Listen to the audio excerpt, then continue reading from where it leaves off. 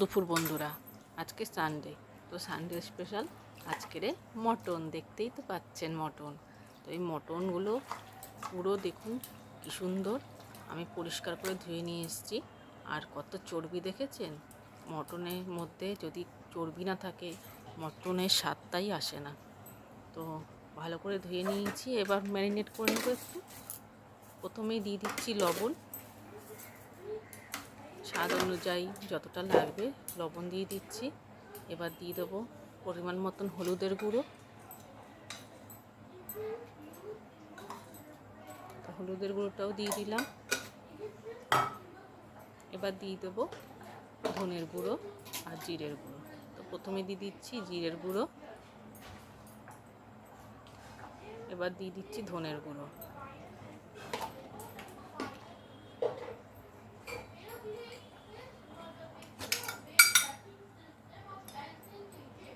তো আর একটু ধনের গুঁড়ো দিয়ে দিচ্ছি।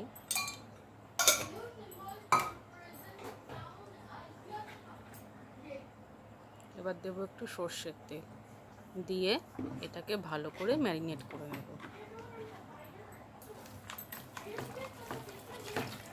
বাকি মশলাগুলো পরে দেবো, সেগুলো দিয়ে ম্যারিনেট করছি না আপাতত। এগুলো দিয়ে ম্যারিনেট করে বেশ কিছুক্ষণ রেখে দেবো। আর এদিকে তারপরে আলু পেঁয়াজ যা যা কাটার আছে কেটে নেব, আর মশলাটাও করে নেব। ভালো করে এইভাবে মাখিয়ে নিচ্ছি।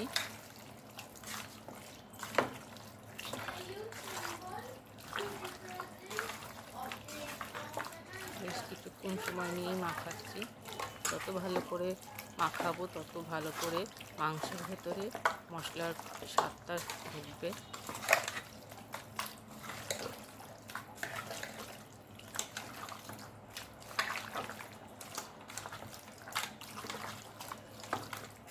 তো পুরো মাংসটা মাখানো হয়ে গেছে, আমি রেখে দিচ্ছি।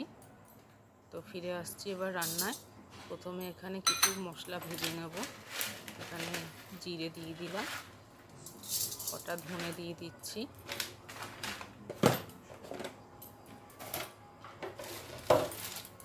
আর এখানে দিয়ে দেবো একটু শুকনো লঙ্কা,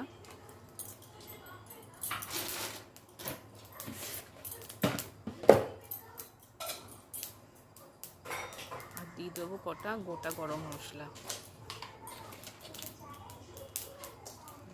দারচিনি দিলাম,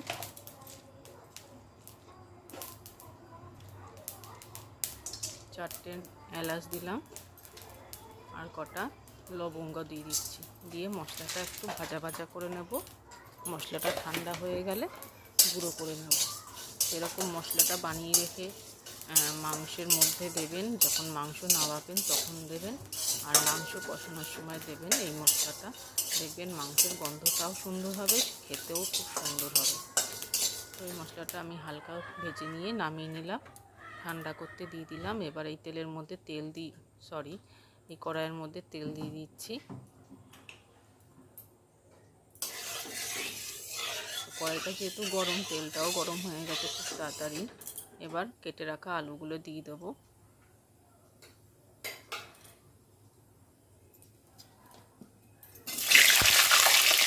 খাসির মাংস মানে একটু বড় বড় সাইজের আলু। আমাদের বাড়িতে সবাই আলু ভালোবাসে খেতে, মাংসের থেকে আলুটাই বেশি ভালোবাসে।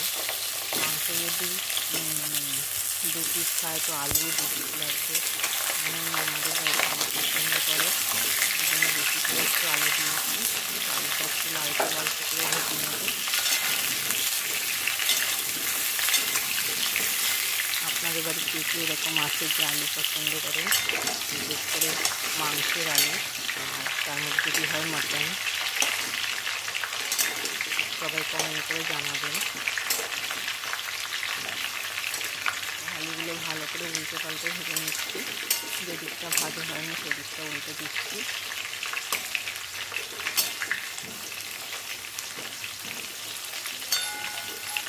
তো আলুগুলো এরকম উল্টে পাল্টে ভেজে নিচ্ছি।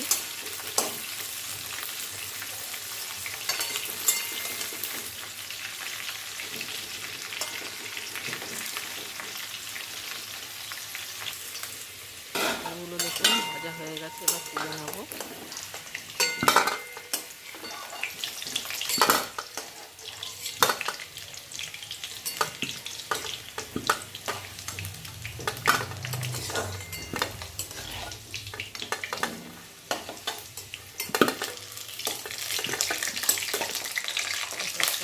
এভাবে তুলে নিলাম।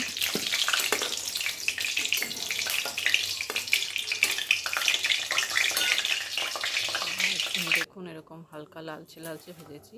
তো আর তেল দেবো না, ওই তেলের মধ্যেই পেঁয়াজগুলো ভেজে নেব।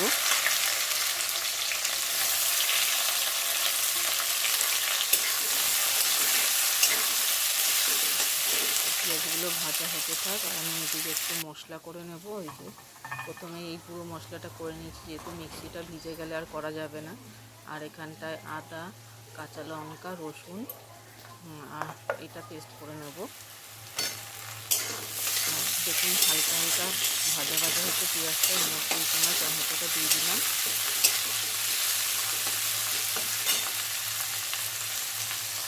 এবার যে মশলাটা করে রেখে দিয়েছি, পুরো মিহি করিনি, একটু দেখুন দানা দানা ভাব আছে মশলাটায়, কারণ খাসির মাংস একটু কষাতে হবে বেশ কিছুক্ষণ ধরে।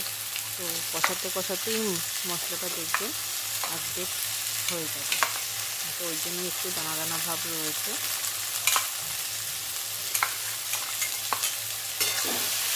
মশলাটা ভালো করে ভেজে নেব যতক্ষণ না মশলা থেকে আদা রসুনের কাঁচা গন্ধটা যাচ্ছে। আমি কিন্তু আর তেল দেবো না, একটু খাসির মাংস এমনিতেই রিচ, তার মধ্যে খাসির মাংসের মধ্যে চর্বি রয়েছে, তাই জন্য আমি তেল দেবো না, এই তেলেই করবো। তো স্বাদ অনুযায়ী একটু লবণ দিয়ে দিলাম আর দিয়ে দেবো হলুদের গুঁড়ো, দিয়ে বেশ কিছুক্ষণ কষাবো।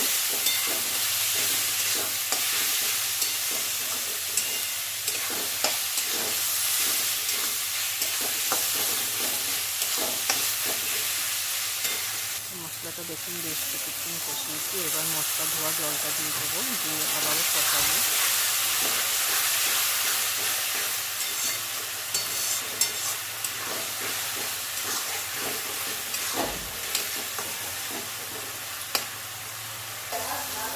মশলাটা দেখুন ভাজা ভাজা হয়ে গেছে, এবার মাংসগুলো দিয়ে দেবো। এখন মশলাটা কষানো হয়ে গেছে, মাংসগুলো দিয়ে দিচ্ছি।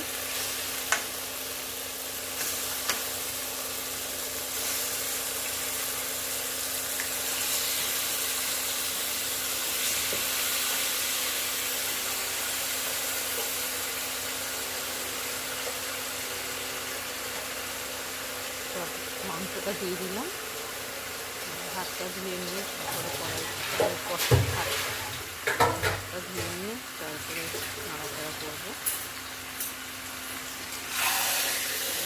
এবার আস্তে আস্তে একটু নাড়তে হবে, যেহেতু অনেকটাই মাংস।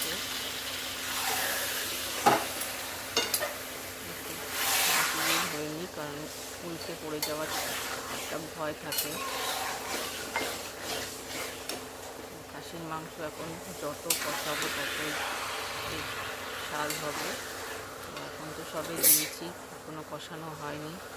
খাসির মাংস প্রায় ঘন্টাখানিক কষালে তাহলে তার আলাদাই স্বাদ আসে। তো দেখুন 8 ঘন্টা পর ফিরে এলাম। এর মধ্যে এখন দিয়ে দেবো পেঁপে দিয়েও বেশ কিছুক্ষণ কষাবো, কারণ আমি টক দই ব্যবহার করিনি, তাই পেঁপেটা দিলাম। ঘরে ছিল না টক দই, আর টক দই আনতেও ভুলে গেছিলাম, তাই ঘরে পেঁপে ছিল, পেঁপেটা দিয়ে দিচ্ছি। দিয়ে বেশ কিছুক্ষণ কষাবো আবারও।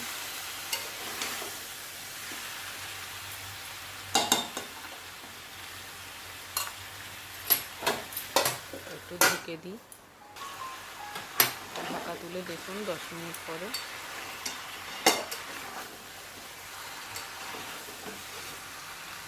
দেখুন